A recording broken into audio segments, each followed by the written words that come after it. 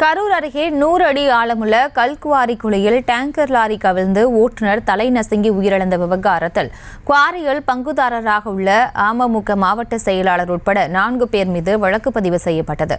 கூடுதல் விவரங்களுடன் இணைகிறார் செய்தியாளர் பிரபாகரன். வணக்கம். அங்கு என்ன நடந்தது? மேலும் விவரம். வணக்கம் பிரியங்கா. கரூர் மாவட்டம் பரமத்தி சுற்றுவட்டார பகுதியில் 100க்கும் மேற்பட்ட கல்குவாரிகள் செயல்பட்டு வருகிறது.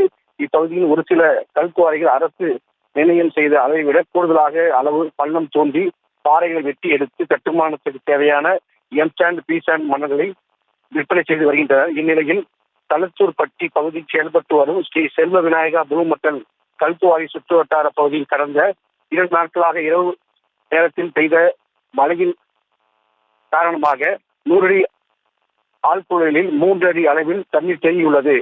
இதை எடுப்பதற்காக நாகப்பட்டினம் ஆயன்குடி பள்ளம் பகுதியைச் சேர்ந்த சுதாகர் என்ற ஓட்டுநர் பாதுகாப்பு உபகரணம் இன்றி பணியில் ஈடுபடுத்தியுள்ளார்.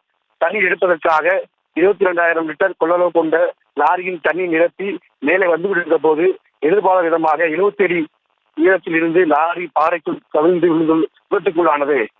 அப்பொழுது அருகில் இருந்தவர்கள் சத்தம் கேட்டு பாறைக்குழியில் சிக்கி தலையில் மற்றும் உடல் பகுதியில் நசுங்கிய மயக்க சிக்கி இருந்த ஓட்டுநரை மீட்டு ஆம்புலன்ஸ் மூலம் கரூர் அரசு மருத்துவ கல்லூரிக்கு அனுப்பிவிட்டனர். அவர் பரிசோதித்த மருத்துவர் ஏற்கனவே அவர் இறந்துவிட்டதாக தெரிவித்தார். பின்னர் உடல் கூறு ஆய்வுக்காக பிரதமருக்காக அவர் உடல் வைக்கப்பட்டுள்ளது. இந்த சம்பவத்தில் 100 அடி ஆழமுள்ள கல்குவாரியில் உரிய பாதுகாப்பின்றி லாரி ஓட்டுநர் பணியில் ஈடுபடுத்தியதாக செல்வ விநாயகா புதுமட்டல் உரிமையாளர்களின் ஒருவரான அம்மா மக்கள் முன்னேற்ற கழக செயலாளர் தங்கவேல் மற்றும் பங்குதாரர்கள் சுப்பிரமணியன், சக்திவேல், கர்ணசாமி ஆகிய 4 பேர் மீது பரமத்தி போலீசார் வழக்கு பதிவு செய்து விசாரணை நடத்தி வருகின்றனர். விவரங்களுக்கு நன்றி பிரபாகரன்.